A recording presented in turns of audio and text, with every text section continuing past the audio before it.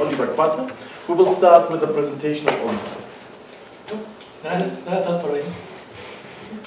Y bueno, el título de mi tesis es Herramientas de exploración para el tratamiento de problemas de optimización con muchos objetivos. Este es el contenido de esta presentación, es uno por cada capítulo de mi tesis. Voy a tratar de explicarlos todo lo mejor posible. Bueno, pasaré rápidamente a lo que es la introducción y mencionaré los objetivos de esta tesis. El término de optimización con muchos objetivos ha captado el interés de los investigadores en las últimas décadas. La razón es que estos problemas son interesantes por diversas razones. Empezaré primero por explicar un poco lo que es la optimización de un solo objetivo. Pensemos que queremos comprar, no sé, algo cotidiano como un teléfono celular y me fijo únicamente en el costo del teléfono. Entonces yo siempre puedo decir que el teléfono es mejor que otro, simple y sencillamente fijándome en el costo del teléfono. De tal forma que si yo quiero o me interesa el teléfono más barato, pues lo puedo obtener. En eso que yo me estoy fijando, esa característica que es de mi interés, le voy a llamar objetivo. Pero bueno, el teléfono más barato pues no tiene muchas características que son deseables, ¿no? Por ejemplo, si yo quiero un teléfono con una buena cámara, por ejemplo, entonces claramente estos dos objetivos están en conflicto, porque el teléfono más caro es el que tiene la mejor cámara y el teléfono más barato es el que tiene la peor cámara. Entonces, en este sentido, tenemos dos opciones al menos a priori, son el teléfono más barato y el teléfono con mejor cámara. Pero si quisiéramos más opciones, podemos, por ejemplo, decir, tal vez para, no sé, 5,000 pesos, ¿cuál es el teléfono con la mejor cámara que puedo obtener? Luego, para 6,000 pesos, ¿cuál es el teléfono con la mejor cámara que puedo obtener? Y de esta forma vamos obteniendo lo que se llama un conjunto de soluciones compromiso, que nos da una serie de opciones de las cuales podemos elegir después. Pero ahora, ¿qué pasa si nos interesa algo más? Por ejemplo, el tamaño del teléfono. Entonces, estamos en el conflicto de que ya no, es muy probable que el teléfono con el menor tamaño no sea ni el más barato ni el que tiene la mejor cámara. Entonces, lejos de reducirse las opciones, ahora tendríamos tres, ¿no? A priori, el más barato, el de mejor cámara y el más pequeño. Y ahora no solo hay que tomar en cuenta para un determinado precio, solamente el teléfono con mejor cámara, también tendríamos que tomar en cuenta ahora su tamaño, por lo que el número de opciones crece. Esto es lo que menciono aquí, que cuando el número de objetivos aumenta, el número de estas soluciones óptimas crece, de hecho crece de manera exponencial. Ahora, si nosotros, si es un tomador de decisiones el que está interesado en que le resolvamos el problema, no le vamos a dar 1.000.000 de opciones óptimas.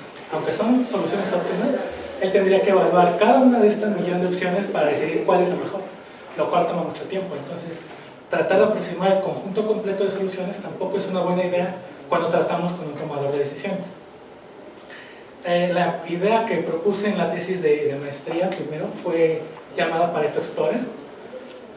Esta se trata de, partiendo de una solución óptima, lo podemos obtener de diferentes maneras. Le preguntamos al tomador de decisiones qué es lo que él quiere, quién nos da una dirección. En el caso de los teléfonos se puede decir, quiero esta solución, está bien, pero quiero que reduzcas el costo y mejores la cámara. Bueno, entonces nos movemos en esa dirección. Eso fue un poco lo que desarrollé en la tesis de maestría. Pero esta herramienta estaba limitada a problemas doblemente diferenciables y todavía había bastante trabajo que se podía hacer al respecto. En esta tesis de doctorado me enfoqué a tratar de solventar estos pequeños problemas e incluso hacer un poquito más, que es lo que les voy a contar a lo largo de esta presentación.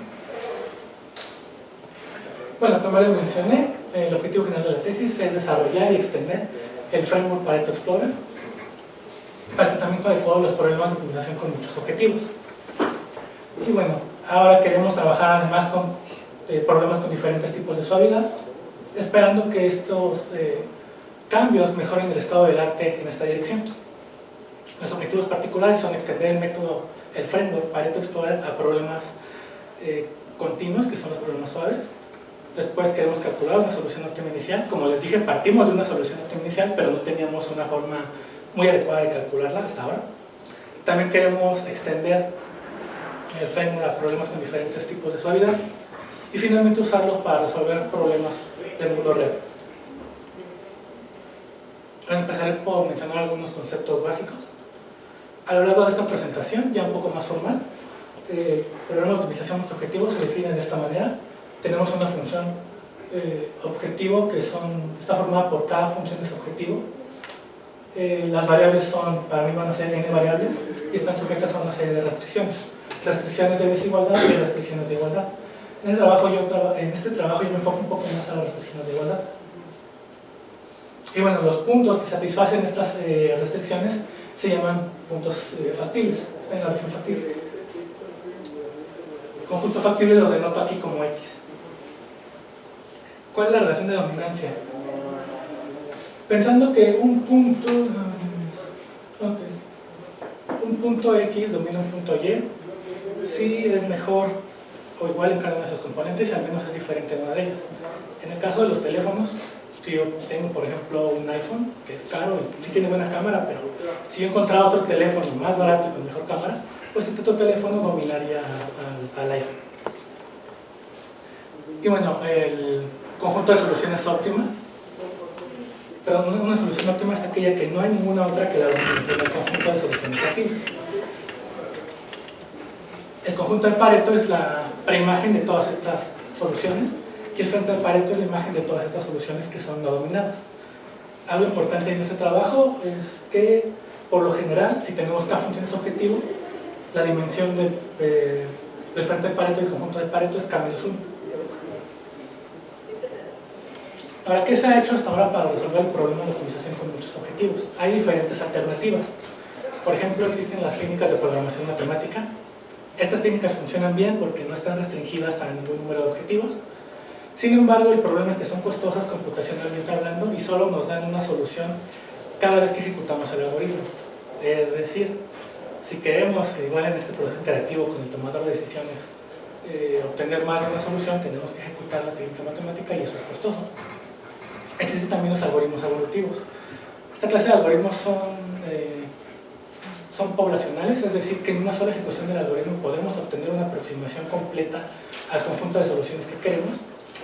Y estos funcionan muy bien para problemas con 2, 3 objetivos, 4 tal vez.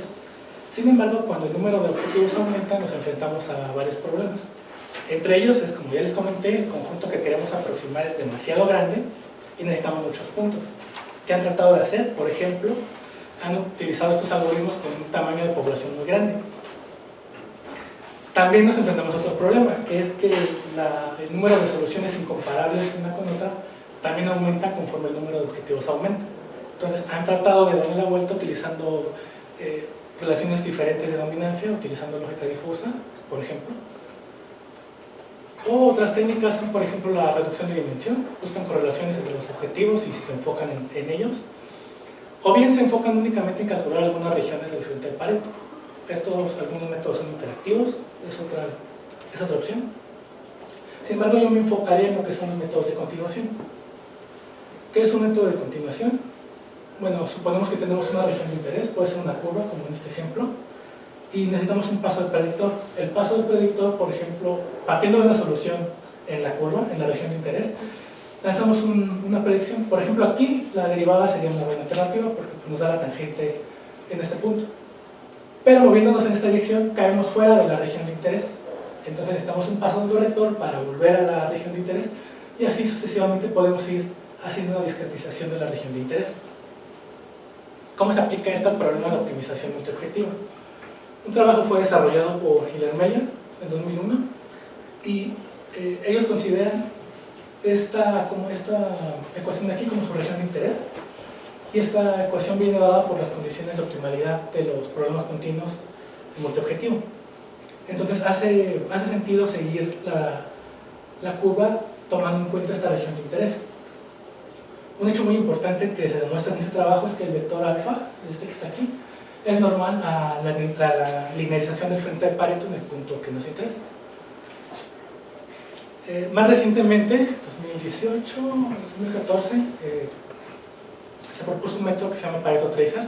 La idea es tomar la misma ecuación anterior de Hiller-Meyer, sin embargo ellos separan. Hiller-Meyer explora en el espacio compuesto de X y alfa y aquí se separan los espacios, hacen una derivada más de la ecuación anterior y en este caso podemos ver, aquí tenemos un vector mu, si se satisface esta ecuación, la suma de este vector mu debe ser 0. Entonces, si tenemos un vector mu en el espacio de los objetivos cuya suma es 0, podemos encontrar la forma de movernos en esa dirección en el espacio de las variables. que esto es muy importante también para mi trabajo, es una herramienta que utilizo bastante. Y bueno, estas son las ecuaciones que se utilizan. Tomando como base este trabajo, yo desarrollé en la maestría el Pareto Explorer. El Pareto Explorer parte de una solución óptima y de lo que se trata es, bueno, la primera fase de este método es encontrar la solución óptima y la segunda fase es la exploración en diferentes direcciones con base en lo que el tomador de decisiones quiera. Podemos explorar en objetivos, en variables, en espacio de pesos y un par de movimientos más. Entonces, ¿cuál es la idea? Tenemos una solución óptima inicial, suponiendo que el tomador de decisiones se quiere mover en esta dirección de acá.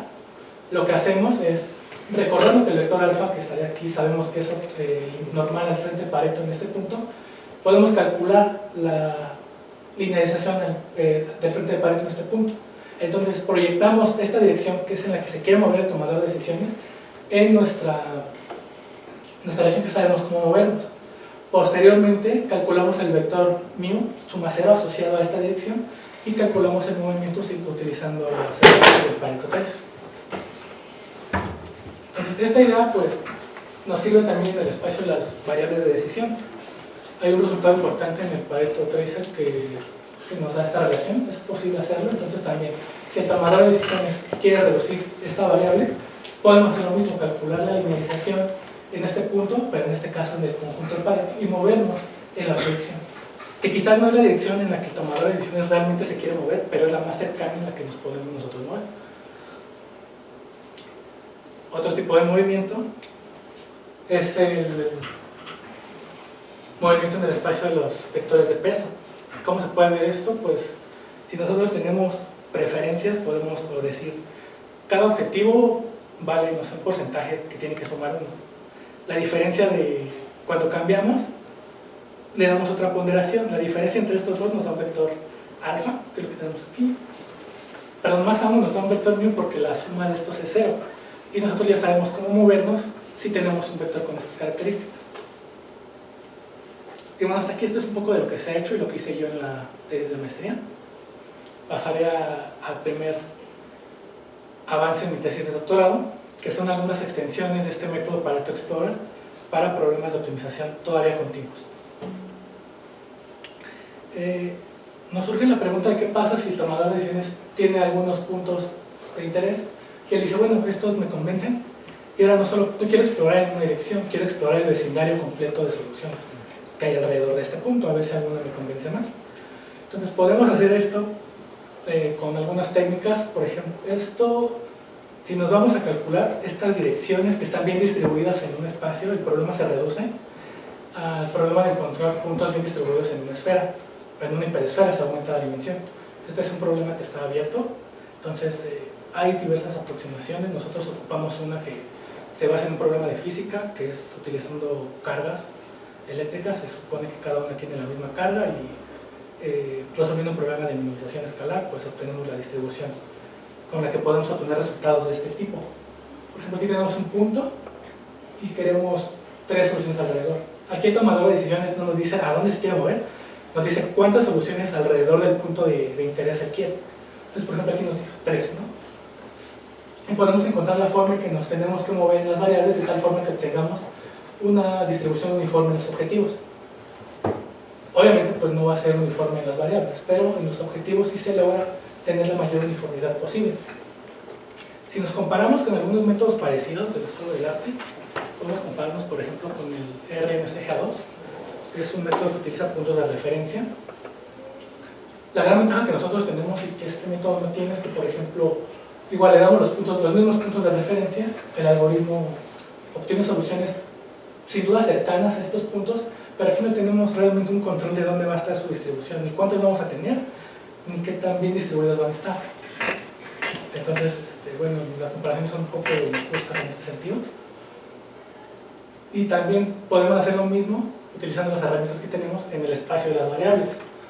Es decir, si yo tengo un punto que me interesa su valor en las variables, quiero ver qué hay alrededor sin que pierdan la optimalidad. Entonces, aquí yo aplico el método que tengo, pero en las variables. Entonces, aquí podemos ver que tenemos diferentes puntos, diferentes números de vecinos que quieren tomar decisiones.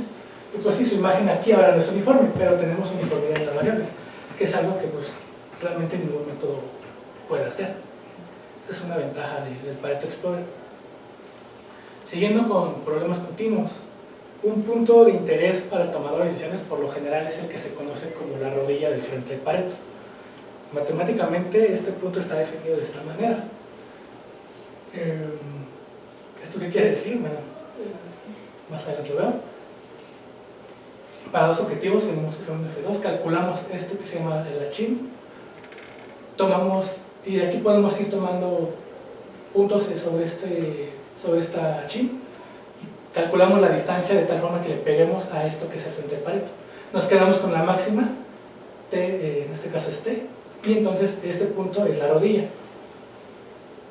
Nosotros podemos utilizar el Pareto Explorer para llegar a la rodilla.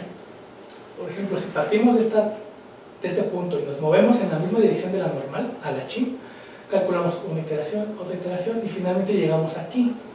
Si nos damos cuenta, si nos quisiéramos mover en esta dirección, calculamos la linealización del frente y la proyección es 0. Eso quiere decir que no hay más movimientos posibles, entonces ahí nos detenemos.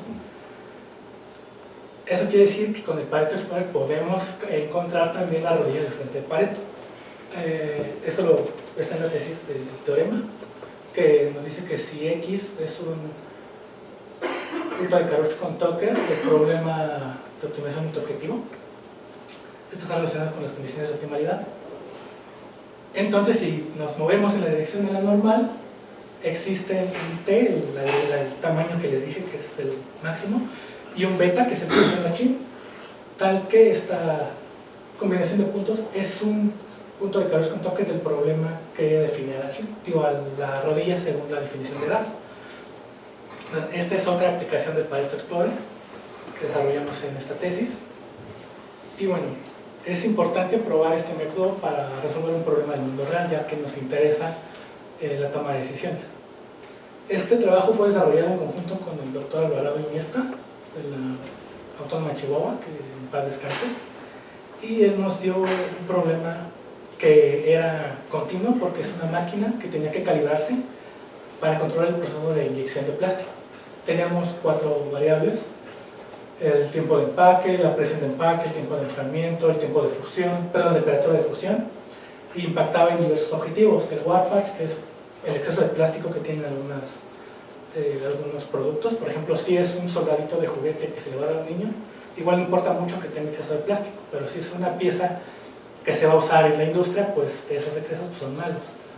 Hay diferentes objetivos. En particular les interesaba el tiempo de ciclo porque impacta directamente en cuánto tiempo está funcionando la máquina y eso les daba impacto en el costo. El problema con esta aplicación es que dependía de un simulador. Tú le metías una configuración de estas 4 variables y te tardaba alrededor de, creo que me dijo 40 minutos más o menos, en darte cuánto valían estos objetivos. Entonces tratar de minimizar esto con un algoritmo evolutivo, con alguna otra técnica, va a ser costoso. Aún así, también nuestras técnicas podrían ser costosas, por lo que hicimos un modelo que fue continuo. En las primeras 4 variables teníamos la variable, los primeros 4 objetivos. El objetivo 6 lo teníamos exacto, este también lo aproximamos de forma continua. Este en particular tuvimos que usar redes neuronales para modelarlo porque nuestras observaciones no coincidían tanto con las del simulador. Finalmente aplicamos el método Pareto Explorer y estos son los resultados. Este es solo un caso, en la tesis tengo más casos de esto, pero aquí nos interesaba minimizar. Explico un poco esta gráfica. Los mejores valores de cada función las minimizamos por separado, están en la periferia de este círculo. Un peor valor está más cercano al centro del círculo. Entonces aquí empezamos en este punto y quisimos minimizar F5, lo logramos. F1 también mejoró poco y era F6. No se logró, pero también hay que tomar en cuenta, recordar que los objetivos muchas veces están en conflicto. Entonces, aunque para algunas aplicaciones sí que podría ser posible mejorar los 3 al mismo tiempo, a lo mejor sacrificando el valor de otros objetivos, en este en particular no fue posible minimizar los 3 objetivos que queríamos a la vez. Aquí tengo los resultados numéricos de mi configuración inicial. Este es el valor del simulador que ellos tenían, el que les comento que tarda 40 minutos en dar la respuesta, y este es el valor de nuestro modelo. Como les comentaba, esta función sí la teníamos exacta. Y bueno, al final los resultados que obtuvimos podemos ver que tienen un valor bastante parecido. Entonces, bueno, eso nos dice que pues sí, el Pareto Explorer efectivamente es capaz de resolver problemas de aplicación del mundo real. Y era importante para nosotros probarlo porque pues, las comparaciones con otros métodos es un tanto difícil de hacerlas con este enfoque. Bueno, esto fue todo lo que hice en relación al problema continuo. Luego pasé al problema de optimización con diferentes condiciones de suavidad. Me enfoqué en dos particularmente: el problema discreto, un poco más general, y el problema lineal. Para ambos utilicé la misma herramienta, que es esta función de escalarización, que tiene algunas propiedades bastante interesantes. Entre ellas, por ejemplo, necesitamos un punto de referencia para usar esta función, unos pesos. Entonces, queríamos conservar la idea del algoritmo Pareto Explorer. Entonces, partiendo de una solución inicial, nos queríamos mover en una dirección. Entonces lo hacíamos, pero ahora esta dirección nos definía un punto de referencia. Y después, tratando de resolver la función de escalarización de Chebyshev, regresábamos al frente del Pareto. Esta es una idea de movimiento con un tipo de continuación, aunque no lo llamaría así, pero que hicimos conservar esa idea. Entonces, dentro de las propiedades interesantes de la función de escalarización de Chebyshev es que no importa si el punto es factible o no factible. Por ejemplo, aquí tenemos un punto factible y aquí tenemos un infactible. De ambas formas, esta función nos permite regresar al frente. Entonces, lo único que nos faltaba era tener una forma adecuada de resolver la función. Tratamos como instancia el problema de la mochila en nuestro objetivo y tratamos dos variantes. El primero era con un algoritmo genético, pensando que el problema que queríamos resolver era un problema escalar, finalmente era la función de Chebyshev. Nos dimos cuenta que los resultados no son tan buenos. Aquí tengo este que está aquí en negro, es el mejor frente conocido. Nosotros partíamos de un punto, nos queríamos mover para acá en este caso. Sí calculábamos bien el punto de referencia, pero ya después pues, nos quedábamos lejos. Y utilizamos después el algoritmo MOEAD y nos dimos cuenta que aquí sí lográbamos llegar más cerca del frente. Entonces, pues aquí dependemos mucho de la forma de resolver la función de escalarización. Para el problema lineal no tenemos este problema porque podemos utilizar el método simplex. No voy a entrar en detalles sobre el problema lineal por cuestiones de tiempo. Basta decir que hay una función lineal, se puede hacer la transformación de la función de Chebyshev al caso lineal, de tal forma que todo se siga conservando lineal y poder usar el método simplex. Aquí solo es un resultado numérico en el que nos damos cuenta de que efectivamente, igual con este enfoque, pues sí podemos llegar al conjunto, al frente del Pareto. Aquí el frente del Pareto está en verde. Aquí igual utilizamos nuestro enfoque. Entonces, esto fue lo que hice con relación a la extensión a problemas con diferentes tipos de suavidad. Continúo ahora un poco con lo que tiene que ver con encontrar una primera solución óptima inicial. Para esto se utilizó los algoritmos. Bueno, recordando que el método Pareto Explorer necesita dos fases. La primera es encontrar una solución óptima inicial, la segunda es la fase de exploración. Quisimos hacer algo parecido, pero ahora con el método Pareto Tracer. ¿Por qué? Porque el método Pareto Tracer también tiene algunos problemas. Entre ellos, que es un punto inicial, te puede dar una región conectada del frente, pero si el problema tiene diferentes regiones desconectadas, necesitamos un punto en cada una de ellas para poderlas calcular. Entonces, pensando en también hacer una extensión de este método, decidimos hacer un two-stage, en el que la primera fase era utilizar un algoritmo evolutivo para tratar de encontrar puntos bien distribuidos en el frente de Pareto, y la segunda etapa era con el método Pareto Tracer tratar de calcular, de aproximar de la mejor forma posible el frente de Pareto.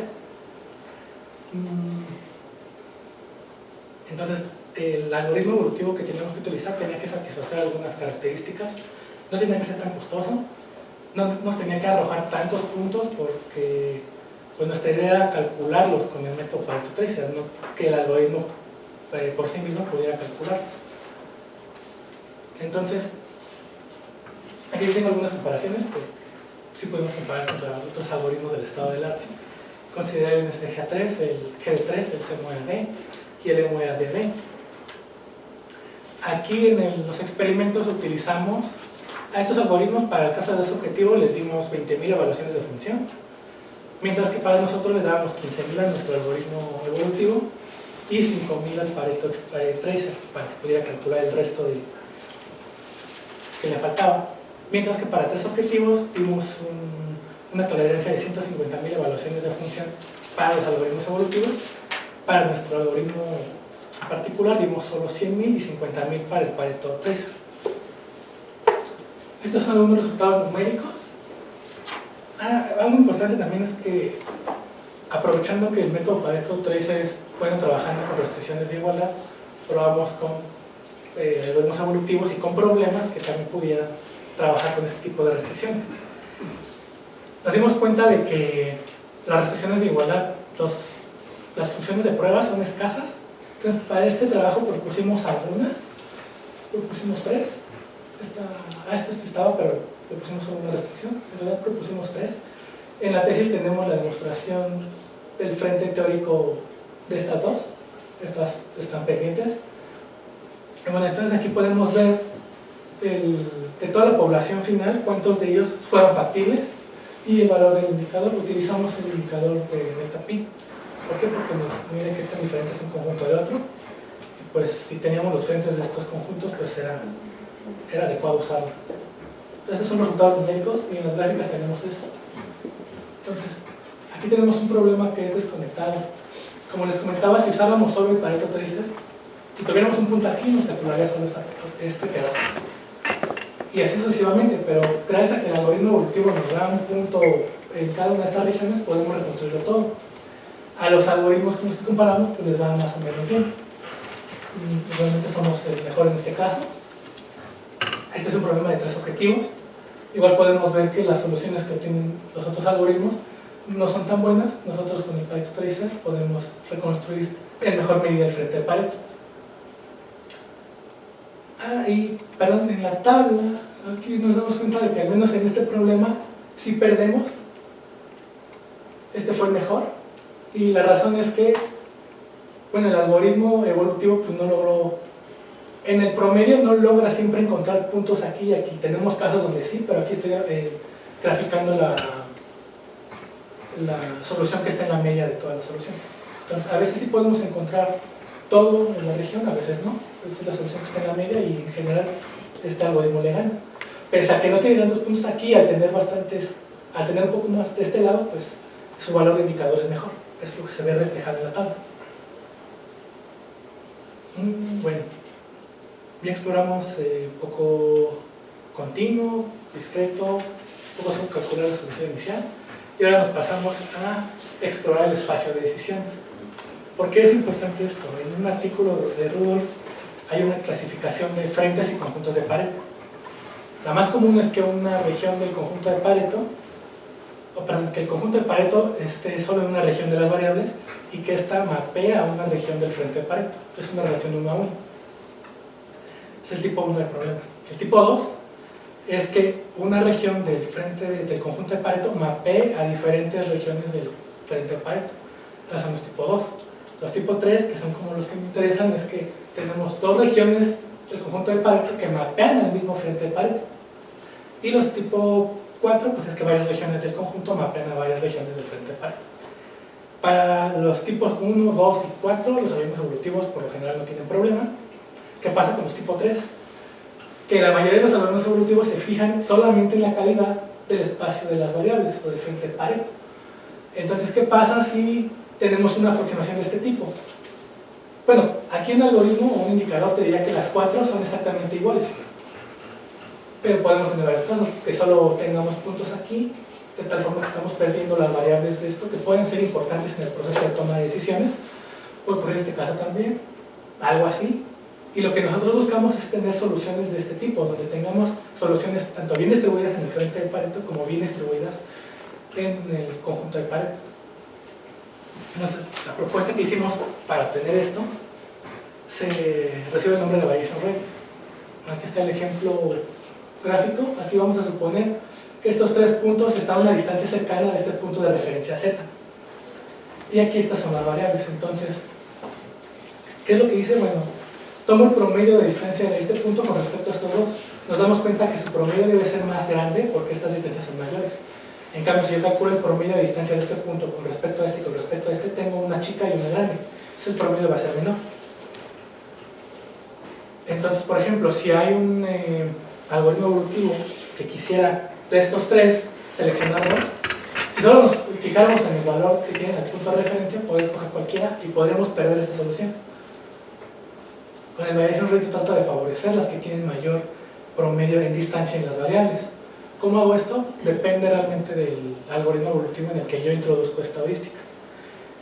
Por ejemplo, en el estudio que hice para la tesis, tomé quizá los 4 algoritmos más representativos: el NSGA2 como algoritmo basado en dominancia de Pareto, el algoritmo MOEAD como basado en indicadores, el algoritmo SMSMOA como basado en indicadores, y el algoritmo NSGA3 como el único de estos que realmente está más enfocado a trabajar con problemas con muchos objetivos.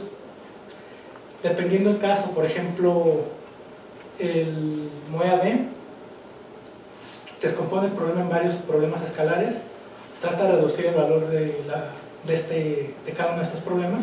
Entonces tenemos que para él menor valor es mejor. Entonces, ¿qué hago en estos casos? Bueno, divido entre el promedio de distancias, de tal forma que el individuo que tenga mayor promedio de distancias va a tener un menor valor y se sigue conservando el espíritu del MOEAD. ¿Qué pasa con NSGA2, por ejemplo, que él prefiere individuos con mayor radio? Pues aquí yo no divido, aquí yo multiplico, de tal forma que igual favorezco a los individuos que tienen mayor promedio de distancia en las variables y no cambio la esencia del algoritmo.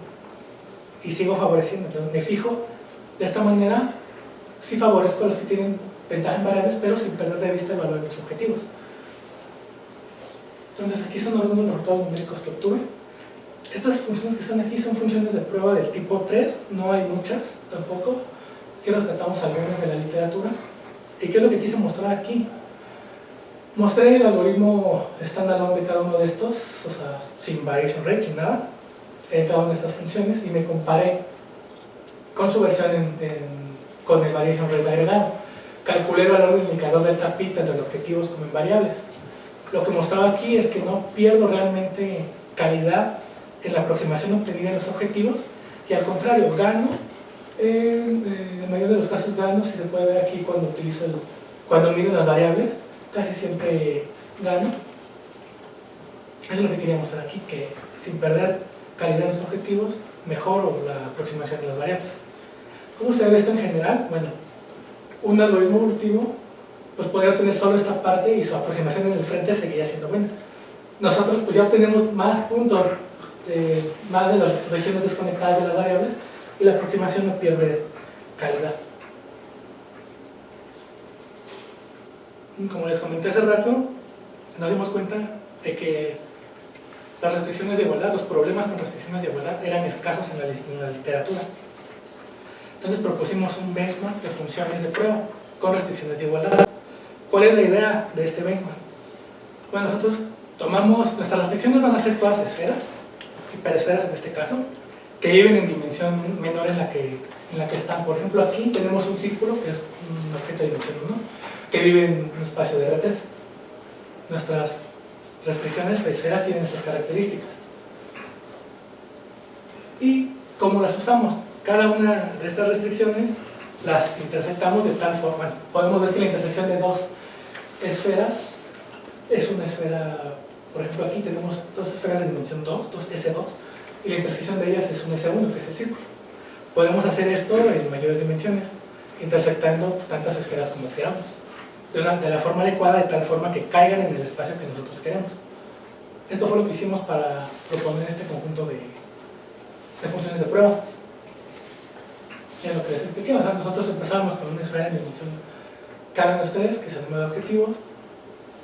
Sabemos la intersección, nos da una K-2, luego está una de K-2, la volvemos a intersectar, tenemos una de K-1, y así nos vamos hasta que, pues dependiendo, podamos tener tantas restricciones como objetivos nos lo permitan. Aquí tengo algunos ejemplos de cómo se ve esto en general. Si tenemos tres funciones objetivo y queremos una restricción, esta es la forma que tiene que tener, solo se puede de esta manera. Si tenemos 4 fragmentos objetivos, ya podemos tener 1 o 2 restricciones, donde tienen esta forma. Y bueno, dependiendo, estamos restringidos al número de objetivos, entonces, pero en general tienen esta forma. Nosotros utilizamos el benchmark de TLZ porque el conjunto de solución de este conjunto de prueba es un hipercubo. Entonces, una vez que lográbamos que nuestras esferas cayeran en este hipercubo, pues teníamos inmediatamente la solución también. Incluso también en la tesis está la demostración de analítica de todos estos conjuntos. Tenemos el conjunto de Pareto analítico para cada una de estas funciones de prueba. Aquí les menciono, solamente puse 2, en la tesis hay 6 más. Y estas son la forma que tienen estas restricciones. Igual aquí, para validar que nuestro benchmark sea difícil, pues probamos con algunos algoritmos del estado del arte, entre ellos el NSGA2, el NSGA3, NuaDD y GD3, utilizando el Platemo, que es una plataforma hecha en MATLAB. Y igual, probamos para diferentes valores de evaluaciones de función, desde 50.000 hasta 500.000 evaluaciones de función. Obtuvimos los siguientes resultados. Estas son para la de TLZ1, la equality de TLZ1 y la equality de TLZ2. Para 100.000 y 150.000 evaluaciones de función. Tenemos 3 variables y solo una restricción. Aquí tal vez los valores del indicador no dicen mucho. Nos damos cuenta de que al final casi todos son factibles. Pero ¿cómo se explica esto? Por la construcción de nuestros problemas, el conjunto de Pareto realmente es este círculo que está aquí, pero todo el hipertubo que está ahí, bueno, en este caso es el tubo, todo el tubo es factible. Entonces muchas de las soluciones que generan los algoritmos evolutivos se quedan atrapados aquí porque los algoritmos evolutivos primero tratan de satisfacer la factibilidad y luego tratan de buscar la optimalidad. Entonces muchos se quedan aquí y ya no pueden bajar realmente a lo que es el conjunto real. Otros que sí lo logran, pero pues tienen una distribución muy pobre. Aquí tengo su imagen de estos. Aquí pues todos los puntos que están en el tubo, pues ya cuando su imagen pues ya ni siquiera se ve, o sea, están demasiado lejos del frente del Pareto. Y acá pues sí vemos que sí llegan, pero pues la distribución no es realmente la mejor. Pasa lo mismo con un problema de 4 dimensiones y una restricción, que aquí ya se va a ver una superficie. Igual tenemos valores indicadores, en algunos casos bastante grande, en algunos es pequeño, pero es también pequeño porque nuestro espacio donde están definidos es chico. Entonces, pues, igual, ¿no? Esto es como se ven las variables. Aquí, aunque aparezca que hay muchos puntos aquí, pasa lo mismo. O sea, sí están ahí, pero hay muchos en proyecciones que ya no pude poner aquí solo puedo graficar tres variables, pero en las proyecciones sí se ve, ¿no? Que están muchos puntos ahí atrapados. Ocurre lo mismo cuando yo grafico la imagen, pues los puntos realmente no están en el conjunto del Pareto. Y los que sí llegan, pues su distribución no es buena. Entonces, tenemos un buen benchmark que pues esperemos que pueda captar el interés de los investigadores en tratar de resolver este tipo de restricciones. Y bueno, ya para finalizar, las conclusiones y el trabajo futuro. Bueno, la principal aportación de mi tesis es el desarrollo del... bueno, primero es en el área de la optimización con muchos objetivos. Después, pues es realmente el framework del Pareto Explorer, ¿no? Y aquí pues propusimos este framework. Además propusimos un algoritmo que puede calcular algunas soluciones buenas iniciales. Además proporcionamos un algoritmo que puede mantener diversidad en el espacio de las variables. Además de nuestro benchmark y de las extensiones a problemas con diferentes tipos de suavidad. Entonces, como conclusiones, nos damos cuenta de que este framework es capaz de calcular lo que el tomador de decisiones quiere para valores moderados del función subjetivo. Para el caso continuo es bastante bueno, para el caso discreto aún se pueden hacer algunas cosas. Y bueno, tenemos resultados bastante prometedores que pues esperemos que lleven el estado del arte en esta dirección. Como trabajo futuro, nos resta un poco trabajar como de la rodilla. Tenemos algunos resultados teóricos, pero faltaría hacer comprobaciones numéricas un poco más exhaustivas. Y cuando estamos trabajando ya con problemas con diferentes tipos de suavidad, nos damos cuenta que dependemos mucho de la aplicación. Entonces, trabajar con más problemas y con diferentes estrategias de búsqueda local también sería lo adecuado. Y finalmente nos dimos cuenta con lo de las variables de decisión y con el benchmark, de que también sería bueno desarrollar operadores que nos permitan ya sea explorar también en las variables porque el variation rate lo único que hace es conserva las que están en regiones poco visitadas, pero no las genera por sí mismo. No sería bueno que existieran operadores que trataran de crear diversidad en variables y también operadores que nos permitan trabajar con problemas con restricciones de igualdad. Y bueno, estos son los resultados de publicaciones de esta tesis. Son 6 artículos de la revista JCR, son 2 que tengo de primer autor. En otras revistas tengo 3 artículos, no soy primer autor. Tengo un premio que fue en segundo lugar en el Congreso EMO de este año. Tenemos otros 4 artículos en congresos y 4 libros de texto que están en impresión, están aceptados. Y bueno, de mi parte eso sería todo. Muchas gracias. Okay.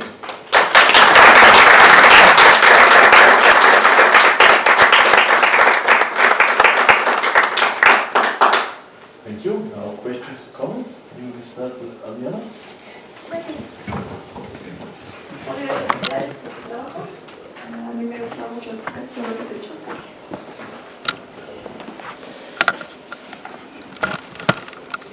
En el problema del modelo de inyección de plástico, ahí tienes 4 variables y 7 objetivos.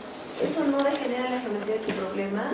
¿Y qué complicaciones puede tener tu método para Explorer con estas geometrías diferentes, ¿no? Y también, si nos puedes comentar un poco acerca de las suposiciones, en qué casos concernientes a la dimensión diferenciable de las funciones es aplicable tu método. Sí, es cierto, aquí entonces, en principio, una de las suposiciones del Pareto Explorer es que tenemos más variables que funciones objetivo. Aquí no pasa, sin embargo, el método se comportó bien.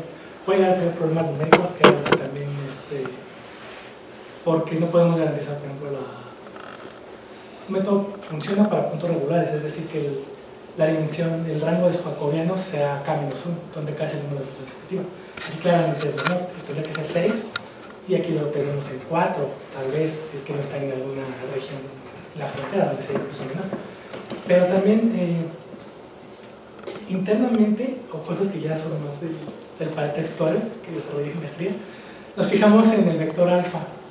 Y entonces ese vector alfa pues nos dice, cuando es 0, nos dice que esa función objetivo como tal no está muy presente, no está jugando.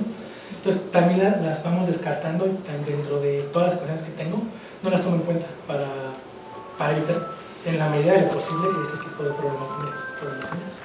Con respecto a qué necesita, pues necesita que las funciones sean doblemente diferenciables, un punto regular, que como vemos a veces, eso es lo que se supone para que toda la matemática funcione, podamos demostrar cómo lo podemos.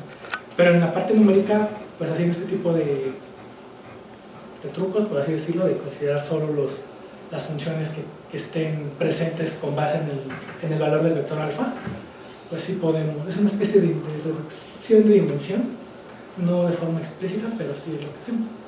Entonces tenemos eso, un punto regular, también suponemos que las vecinas son regulares, que la suma de esas vecinas es regular, pero igual no tenemos control sobre esas suporas que suponemos.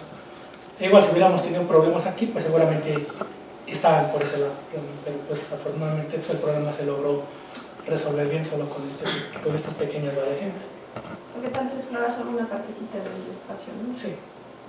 Y por ahí va mi segunda pregunta. Entonces, bueno, el Pareto Explorer nace para problemas continuos.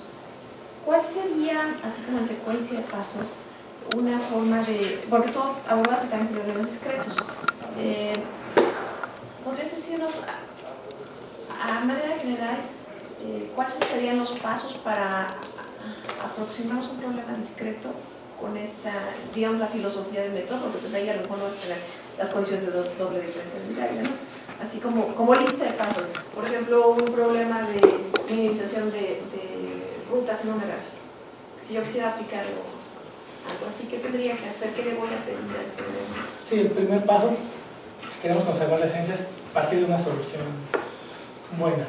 ¿Cómo la podemos obtener? Bueno, para este tipo de problemas existen a lo mejor algoritmos voraces, de alguna forma tenemos que encontrar una solución. ¿Y verificas que sea regular? Aquí no hay forma de hacer eso. O sea, Porque era uno de los puntos. Sí, ¿no? sí, sí. Sí, para problemas discretos no hay forma de hacer. Tenemos que confiar en que la solución que tenemos es buena, es una buena aproximación. Buena Y entonces, significa, perdón, ¿qué significa buena? ¿qué significa buena? ¿Factible?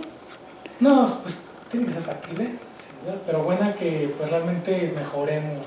Si tenemos tal vez, partiendo que es un problema real, ¿no? A lo mejor ya tomadores de decisión es una forma de hacer las cosas, ¿no? Esperando que tal vez sí, con algún algoritmo borrante, alguna estrategia que logre mejorar lo que él tiene, vamos a decir que al menos es Lo mejor que suficientemente bueno. Ok.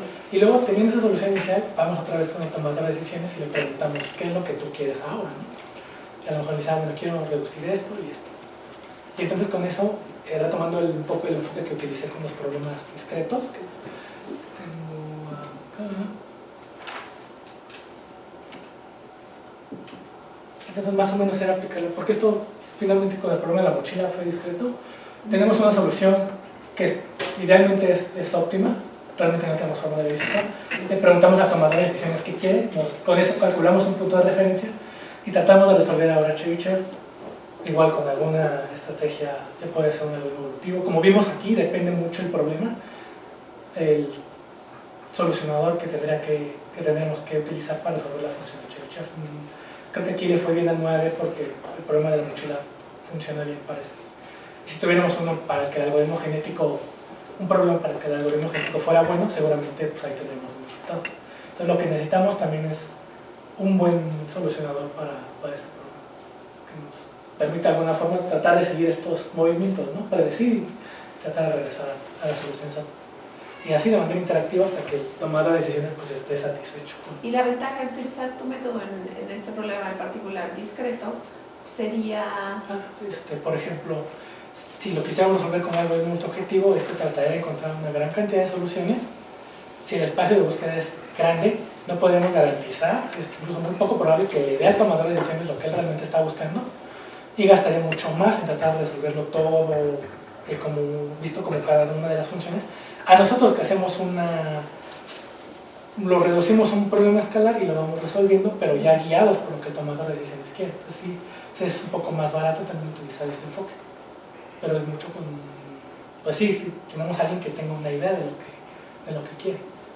Sí, por eso también es difícil sobre todo comparar. para muchos objetivos funcionaría Sí. bien, ¿no? Okay. Ya no tenemos más gracias. Pues fue bastante trabajo el que hiciste. Lo veo que está distribuido en diferentes partes, queriendo atacar diferentes tipos de problemas. Me queda un par de dudas con respecto al análisis de resultados. Y bueno, la primera que veo cuando haces la comparación en las zetas de test, utilizas delta pi, ¿no?, para comparar. Sí. Ahí qué frente de referencia fue el que usaste para calcular el delta pi. ¿En estas? Bueno, para todas ellas teníamos el conjunto analítico. En estas que son aquí las zetas de t, las que nosotros propusimos, lo demostramos analíticamente y utilizamos otras que ya por tamaño no puse aquí, en la tesis hay más funciones. Unas de ellas son las zetas de t, que también tenemos el conjunto de Pareto, el diferente Pareto, porque aquí coinciden, el conjunto de Pareto de estas funciones es el mismo con y sin restricción. Entonces teníamos esa, por ejemplo, podíamos utilizar el delta pi porque conocíamos entonces sí tenemos las referencias de cada uno de estos problemas. Por eso. ¿Y cómo calculas ese delta pi? ¿Qué soluciones son las que utilizas? ¿Son factibles? Ajá, primero descartamos todo, por eso, por ejemplo, aquí no hay valor, porque solo tomamos las que son factibles. Entonces, ahí lo cambié un poco ya cuando utilicé las de Niebegman. Aquí como sí comparé contra el algoritmo del estado del arte, queríamos de alguna manera mostrar que nuestro era mejor. Tenía sentido hacerlo de esta manera. Y aquí el problema es que no podemos poner un valor de delta pi, como dices, también qué tan diferentes son los conjuntos, ¿no? Entonces, para depender del conjunto, ¿qué valor? No podemos darle un valor arbitrariamente grande, no. Caso contrario, por ejemplo, el hipervolumen. En el hipervolumen podemos decir que las soluciones factibles no contribuyen al hipervolumen, sea de cero, ¿no? Y si aquí igual no tuviéramos ninguna factible, pues le pondríamos cero al hipervolumen. Pero aquí no podemos dar un valor arbitrariamente grande porque no sabemos nada sobre el valor del delta pi. ¿Y qué pasa cuando tuvieras, por ejemplo, un conjunto de soluciones factibles que te proporciona un algoritmo sea mayor que otro? ¿No influye la cardinalidad del conjunto a la hora de calcular el delta pi? No, las formas que usamos para delta pi hacen que no se refleje tanto. Obviamente el valor va a ser peor porque son menos soluciones, pero tiene que ver un poco más porque pues, claramente estarían distribuidas serían menos densas, ¿no? En el conjunto que vamos a utilizar. Por lo mismo el valor del indicador pues decaía, pero no es tanto por que afecten tanto no la cardinalidad, sino porque claramente al tener menos pues estarían distribuidas peormente, ¿no? Pobremente comparado uno con el otro. Tal vez sería bueno como que investigar, ¿no? Hacer estudios para medir mejor el performance, ¿no? Sobre el variation rate mencionas un punto de referencia. ¿Ese punto de referencia cómo es el que cómo lo calculas? No, ahí depende, ese solo fue para ilustrarlo, pero en general depende del algoritmo. Por ejemplo, para el MOADE, te agrupa, lo primero que hace el MOADE es, bueno, divide en vecindarios con respecto a unos pesos. Si ya tenemos nuestro vecindario, y cada uno de estos se compara con el valor de cada uno de un peso, entonces, de todos ellos, ¿quién es mejor? El que tenga el mínimo valor con respecto a la función de escalarización.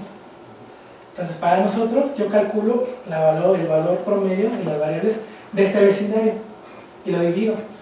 El valor de la función de escalarización entre el valor promedio de la distancia de cada uno de estos. De tal forma que favorezco al que es más diferente en variables. Entonces, ahí no necesito un punto de referencia. Por ejemplo, para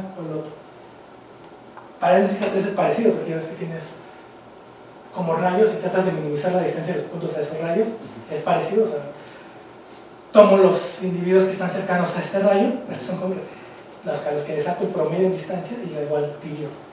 Cuando tengo que ver, por ejemplo, en el NSGA2 o en el SMC-NOA, ahí favorecen el que tiene mayor crowding o el que tiene mayor valor de indicador, ¿no? el que descartan, en el caso del SMC-NOA, el que tiene menor. Entonces, igual, como agrupa, igual por lo del crowding, tomo a esos últimos que agrupo, los que están en el último frente que se va a agregar, calculo las distancias promedio de esos, pero aquí los multiplico, porque si dividiera, pues tendría el efecto contrario. Aquí como el algoritmo favorece valores grandes, aquí lo multiplico, el valor promedio lo multiplico, y así ya obtengo, favorezco a los que son más diferentes en las variables. Pero sí, o sea, puede ser el mismo efecto si tuviera un algoritmo que se basa en un punto de referencia, ¿no? Entonces, tomo las distancias a este punto, me quiero quedar con la mínima, entonces divido entre sus valores promedio y variables. Pero sí depende del algoritmo que yo le quiera introducir esta variation rate. Muy bien. Bueno, sobre todo que estamos en los resultados, me parece también interesante. No lo mostraste acá y no sé si fue porque tuviste malos resultados. Aquí estás comparando C MOEAD y Epsilon MOEAD. Sí. Pero en el benchmark que tú usas, por ahí del slide 50 más para allá, no pones esos resultados. Bueno, mejor dicho, no comparas con esos algoritmos. ¿A qué se debió eso? Un poco, para este fue un trabajo aparte, aquí fue donde nos dimos cuenta que necesitábamos el benchmark. Ya para el benchmark ya no comparé, incluso porque incluso lo mencioné aquí, que el benchmark, todos los resultados que obtuve aquí fueron con una plataforma que se llama...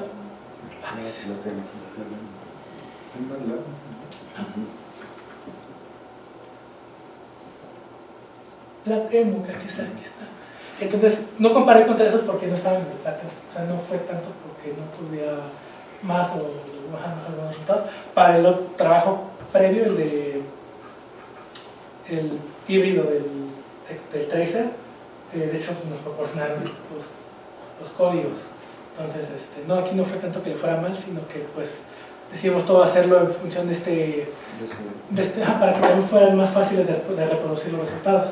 Para incluso tenemos las funciones en línea para que se puedan utilizar con Plateno, de tal forma que nada más llega, las descarga. Por si alguien quiere probar con algún otro algoritmo, pues nuestro benchmark, pero dentro del mismo Plateno. Si no, las puede implementar también, pero al menos ya para con el benchmark nos enfocamos en los algoritmos que venían en el Plateno.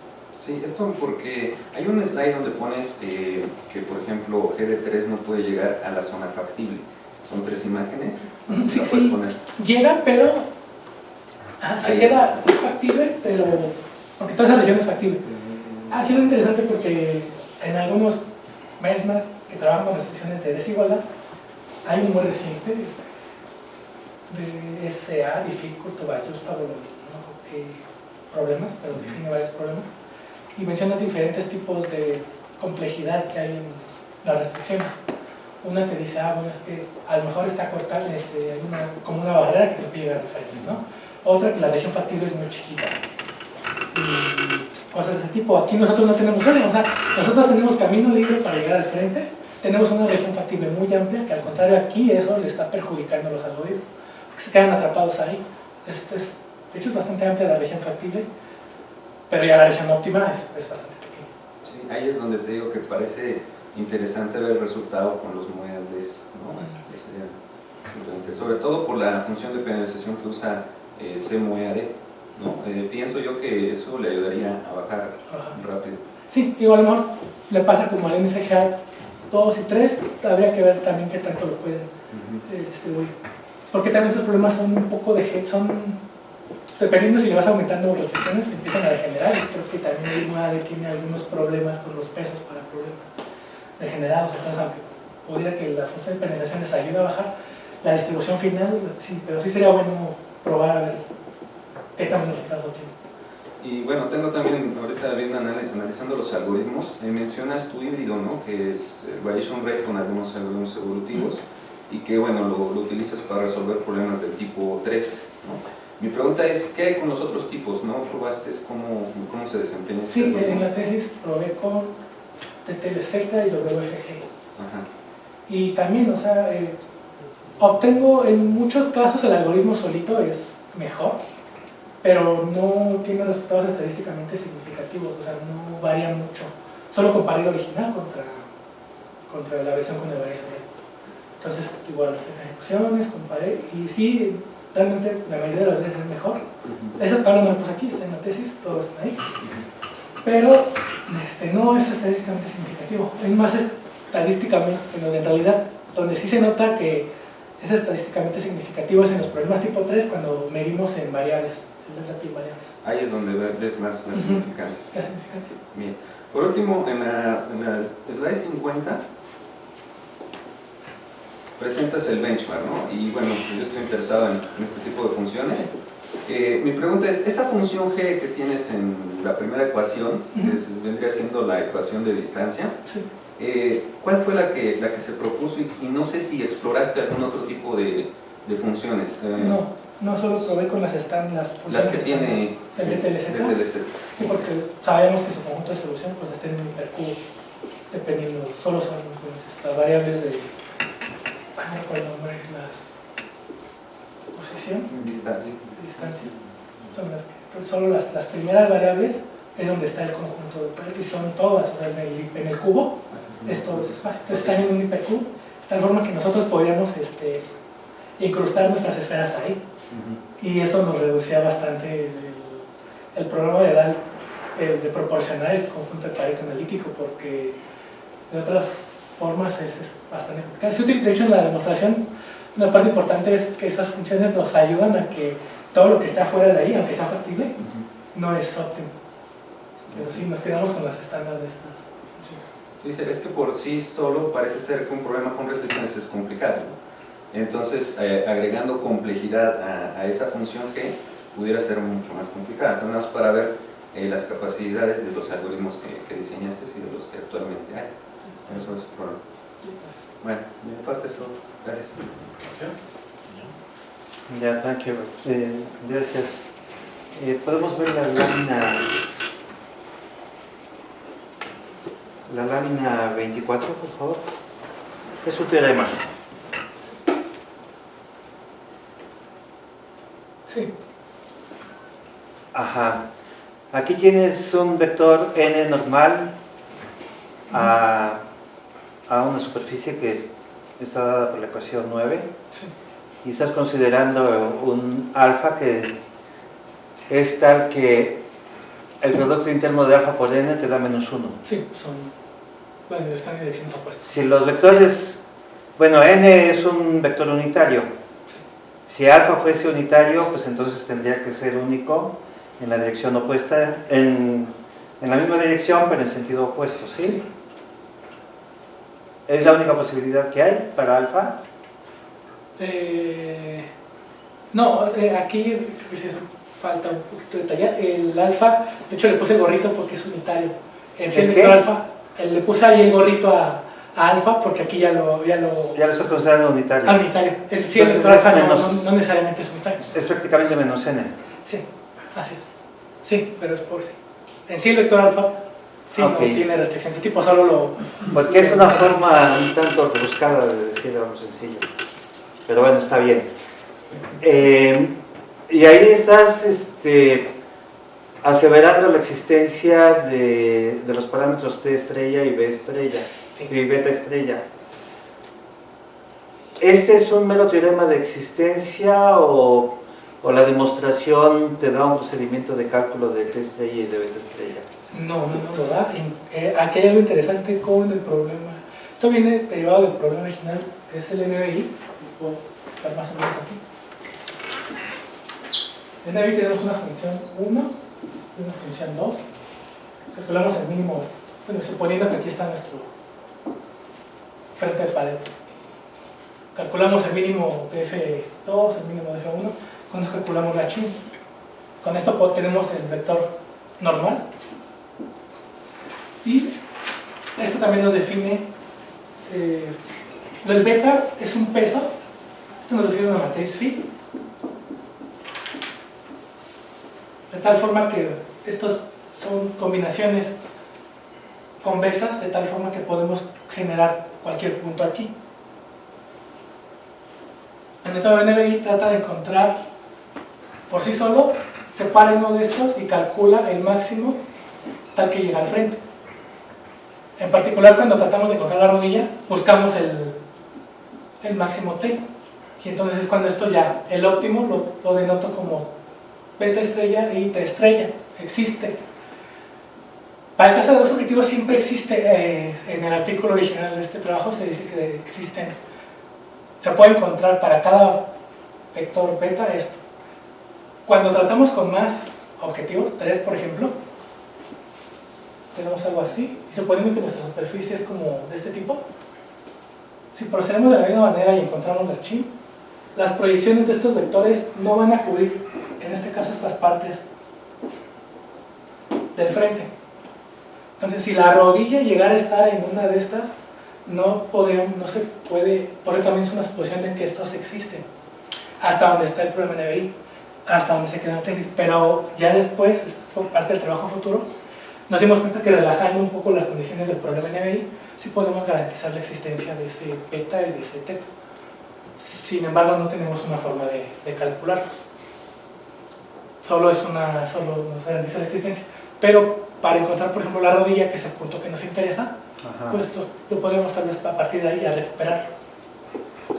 Ya, porque por la completitud del espacio Rn, uno esperaría que siempre es posible encontrar esos parámetros. Sí, pero sí un poco. Pero Entonces, sí, ya, el teorema de existencia como que puede ser poco interesante, y la parte relevante es el cálculo de esos. sí, esas nosotros podemos soluciones. encontrar la rodilla y quizá a partir de ahí. Y el cálculo, entonces, puede depender de la geometría del dominio donde estés trabajando, Sí. como de las mismas dimensiones de las funciones, de las imágenes de las funciones F1 y F2, ¿sí? Sí. Y bueno, sería interesante ver la complejidad del problema. ¿Has hecho algunos estudios sobre esto? Solamente muy pocos numéricos. Si tratamos de encontrar este alfa ahorita resolviendo este problema. Es costoso también porque, si se da cuenta, tiene muchas restricciones, no son restricciones de igualdad, sin importar que el problema no tenga restricciones. Entonces, si lo intentamos resolver así, es costoso. Utilizando nuestro método del Pareto Explorer, que finalmente nos da el mismo punto, es más barato. Es lo que tenemos un poco hasta ahorita, pero como tal complejidad no lo hemos calculado. Solo es un Ahora, método ¿podemos de- ver la lámina 29, por favor? Sí. Aquí en la ecuación 10 estás planteando un problema de optimización. Sí. Se trata de encontrar la X que satisfaga esa condición. En la siguiente lámina dices que lo vas a buscar Punto de referencia, sí. mediante un procedimiento de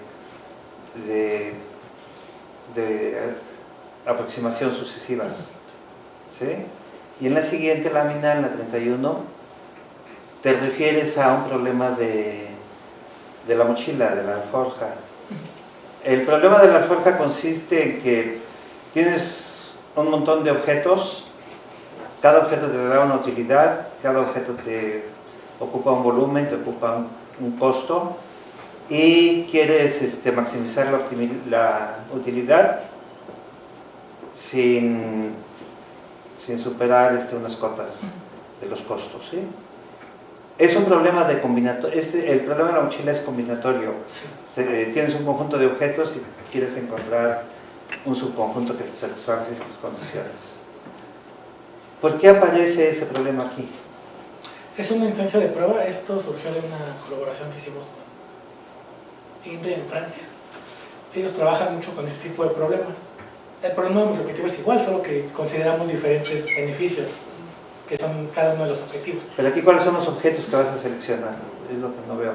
Porque el problema anterior, en dos láminas antes, en la 29, se trata de localizar un punto en el espacio de dimensión en X. X es el punto que quieres Sí, aquí X localizar. sería nuestros... Y en el problema de la mochila debes de seleccionar un subconjunto de objetos. Entonces, ¿cómo están relacionados los dos problemas? Es lo que no veo. Aquí, por ejemplo, X sería nuestro conjunto de... El número de objetos que tenemos es la dimensión de X, y X solo puede tomar valores 0 o 1.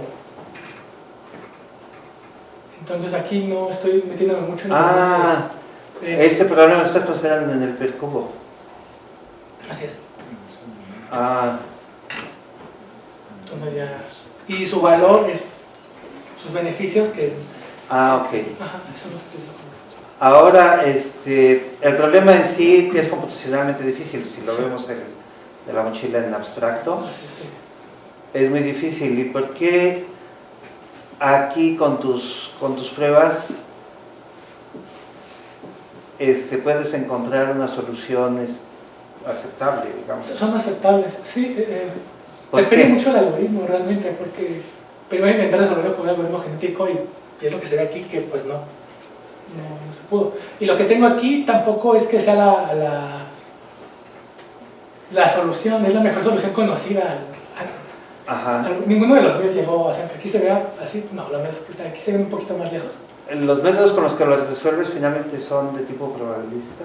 ¿O? Sí, el algoritmo genético es... Estás utilizando un algoritmo genético. Como aquí primero no le fue muy bien y luego utilicé un algoritmo evolutivo y a él le fue mejor. Pero nuevamente esto es... Depende entonces, mucho del problema. ¿Has observado que tiene buen comportamiento el algoritmo genético? ¿Sí? ¿Has observado que tiene buen comportamiento? Sí, en algún tipo de problemas, pero... ¿Ya has probado que siempre te va a dar que la heurística que usas en los algoritmos genéticos es eficiente? ¿Siempre es efectiva? No, eso no realmente depende del problema. Hay problemas para los que una heurística puede funcionar muy bien. Hay otros problemas para los que esa heurística no va a funcionar, es lo que se conoce aquí. ¿Y aquí cuál es la dimensión del espacio de búsqueda ¿Aquí? con el que aplicas el algoritmo genético? Y aquí sí no me recuerdo, eran 200 elementos de la mochila. ¿Ah, sí? ¿Y en cuánto tiempo lo resolvías? No tarda mucho. Una ecuación tal vez para obtener cada uno de estos puntos está tardando alrededor de 5 minutos tal vez. No es mucho lo que tarda. O sea, realmente no tarda mucho. Bueno, gracias. Ok. Vamos. Muy completo el trabajo, ¿no? Felicidades. Yo tengo poquitas preguntas. Si te puedes ir al 27, al aspecto 27, por favor. Te estás viendo. Aquí una duda, y esta es simplemente curiosidad, viendo la configuración inicial y la final, Ajá. no se alejó mucho, ¿no? O sea, los valores Sí, ¿no? están bastante cerca. Entonces, la duda que me surge es qué tan difícil es este problema de optimización. Pareciera un problema no tan difícil de resolver, ¿no? Intuitivamente, Sí, pues, sí. más allá de que solo tiene 4 variables, si ves, excepto por la 4, ¿no? Que hay una diferencia más grande, pero en las demás es muy poquito lo que se movió. Y la otra cosa que me llamó la atención en la tesis es que tú mencionas ciertas combinaciones de objetivos, que dices el 1 con el 5 con no sé cuál. ¿Así fue como lo resolviste o en algún momento consideraste todos los objetivos? Aquí bueno. Aquí son todos y en la tesis no, porque en la tesis tú mencionas yo hice con este. Pero son todos, en el sentido que el problema está considerando todos los objetivos, pero yo solo quiero reducir el valor de estos 3 objetivos en particular. No podía reducir el valor de todos los objetivos al mismo tiempo, porque no sería un problema multiobjetivo. Entonces esto ya más bien fue como preguntarle, pues que no eran tomar decisiones reales, ¿no? Pero a Alvarado, pues como qué estaría bien que redujéramos. Y él dijo, pues F1, F5, pues ahí lo tratamos de reducir. A veces incluso no se podía, como que les mostré que F6, ¿no? Pues está en conflicto, y claro, conflicto con F5, con F1, que no se podían de plano minimizar al mismo tiempo. Pero no, o sea, primero tomé dos funciones objetivo y 3 para como probar, como validar, utilizando primero un algoritmo que fue la estrategia 3, porque como les mencioné, la función 5 no estaba modelada enteramente por funciones continuas, era una red neuronal que pues, no sabemos muy bien qué podía arrojar. Entonces utilizamos el algoritmo de estrategia 3 y luego el Pareto Tracer y vimos que pues sí, o sea, realmente las soluciones que obteníamos pues, eran mejores. Digamos, entonces tiene sentido utilizar el Tracer, el Explorer ya con todos los objetivos. Y ahora sí, en estos escenarios preguntábamos, a lo mejor me interesa primero reducir el valor de F1. Y ahora sí, tomando en cuenta todos los objetivos, pero solo nos enfocábamos a reducir F1. Y acá también, tomando en cuenta todos los objetivos, solo queríamos reducir 1, 5 y 6. Ajá, o sea, esas son las preferencias, ¿no? Así es. Pero me sorprendió mucho que dijeras que no sería un problema multiobjetivo. Entonces, ¿qué es un problema multiobjetivo? No, o sea, si podíamos reducir todas al mismo tiempo. Pues es que en multiobjetivo sin preferencia quieres reducir todo, ¿no? O sea, tú te estás refiriendo a que ya encontraste una solución no dominada, y más bien sobre la no dominada es que tienes preferencias sobre ciertos objetivos, ¿no? Porque si no son una aberración eso que acabas de decir, son muy aberrantes. Ok, mi otra duda es el problema tipo 3. Si te vas al acetato 44, donde ya tienes el resultado del evaluation rate, este problema es ese que le llaman de los multimodales multiobjetivos, en donde tienes varios conjuntos de variables que se mapean a los mismos puntos. Porque aquí lo que me llama la atención es de que, y he tenido discusiones con gente que ahorita trabaja en esta área. Yo soy un poco escéptico de esta área, porque pienso que no sé cuántos problemas reales existen así. Sé que existen y desde los 90 ya hubo gente que los intentó resolver, pero mi escepticismo va en el sentido de que mucha gente lo plantea como un problema muy difícil, y yo no lo veo tan difícil porque más bien en evolutivo la fuente de dificultad radica en que todos los estimadores de densidad se aplican en el espacio de los objetivos, no en el de las variables.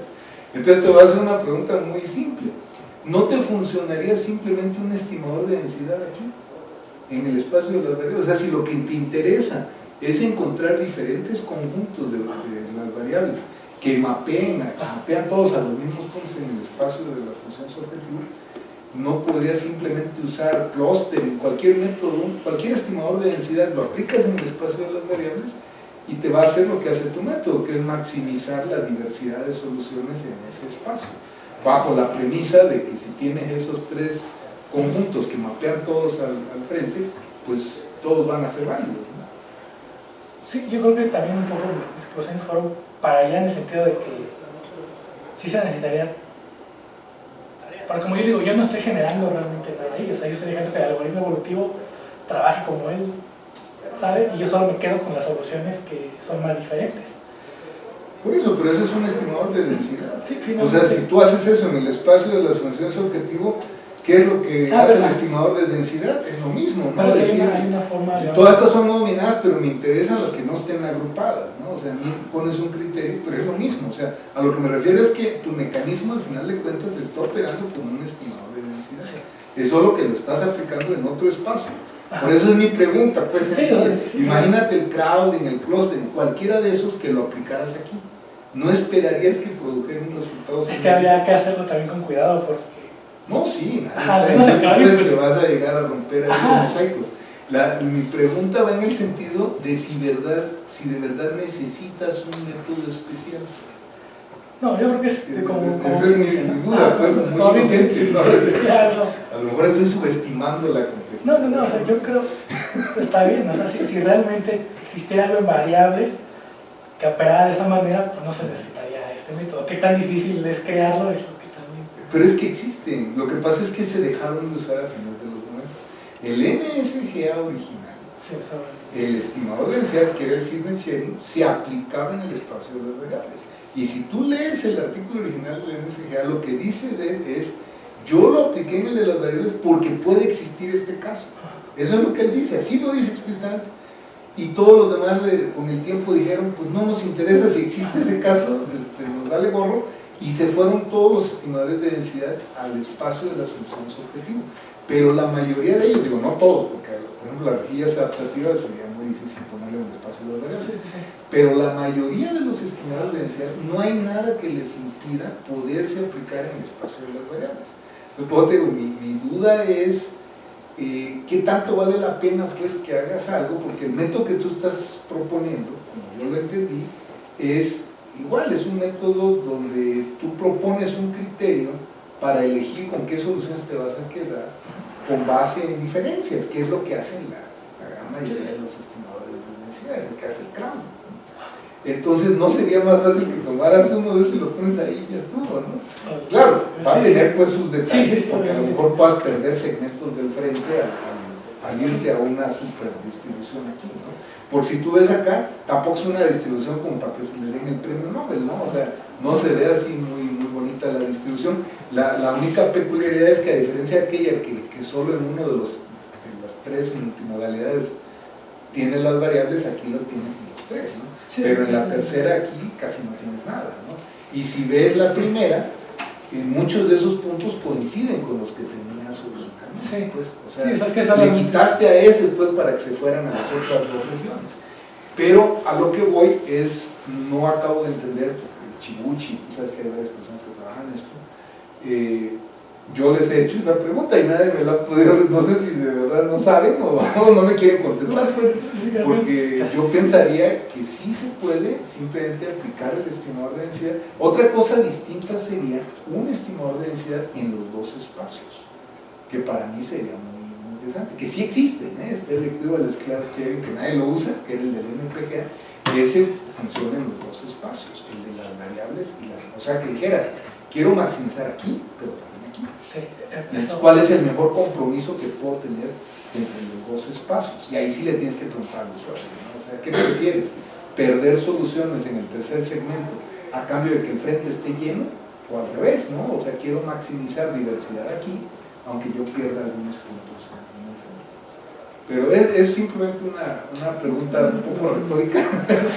Sí, de hecho eso empezó, surgió No sé qué tanto idea es. un poco por ahí, pero deben tener algo que parar un poco los dos espacios, pero también por tiempo, pues sí, ya no, pero yo digo que sí se podría realmente para algo para variables, obviamente haciéndolo pues para tampoco descuidar tanto el Claro. pero sí, yo seguramente sí podría ir también por ahí. Y es lo que también quiero mostrar, ¿no? Que a lo mejor por ahí alguien podría hacer algo, ¿no? Por motivar tal vez esto a ir por allá. Porque sí tienen sus problemas. A lo mejor sí no son muchos tampoco, pero sí los hay. Mi otra pregunta es del benchmark. Si te vas a los problemas que describiste en las desigualdades. Ahí. Cuando esto ya lo pusiste en los evolutivos que probaste que tienen métodos de manejo de restricciones, ¿cómo consideraste la igualdad? ¿La consideraste con una restricción, como una epsilon, puede ser transformada en una desigualdad con una tolerancia? Sí. ¿Eso como se hace en la Sí, pues por lo mismo, como los algoritmos trabajan con ese tipo de restricciones, fue lo que se tuvo que hacer. ¿Y qué tolerancia consideras? 1 por 10 a la menos 4. Y estos problemas, si te vas ya a los resultados, Así las gráficas. en el otro, es que hay uno donde decías la N, ¿no? Ajá, el que acabas de pasar, lo quitaste el casillo. Ese. Ajá. Ahí, la N es el número de variables, Sí, es con 12. son 12. 3 objetivos y una restricción. Entonces la restricción se ve, bueno, el conjunto es el círculo y toda la región factible es el tubo, pero no solo en esa variable, sino en X4, X5, X6. Por eso le es difícil, se atoran ahí. Se atoran ahí. Entonces aquí no pasa como los de desigualdad, que muchos te ponen una barrera para que no la puedas pasar y llegar al frente. Aquí tenemos acceso al frente, o sea, no hay nada que te impida llegar al frente. Hay unos que te decían que algunos problemas son difíciles porque su región factible es muy chica. Acá tampoco es el caso, realmente la región factible es muy grande.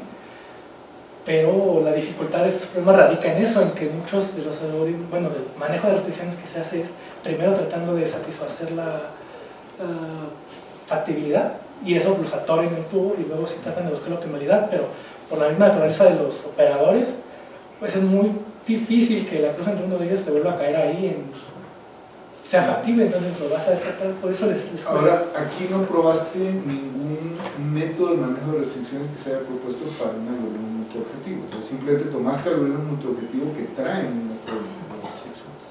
Porque existen, pues digo, ninguno fue diseñado para igualdades, pero sí existen métodos de manejo de restricciones para... El GD3 creo que es el que más tiene esa parte, porque también por eso atora más que los otros dos.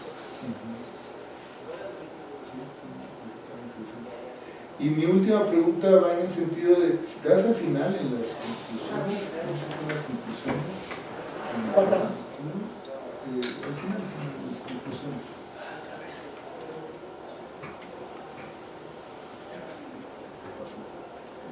¿Cuál? Las conclusiones. Las conclusiones.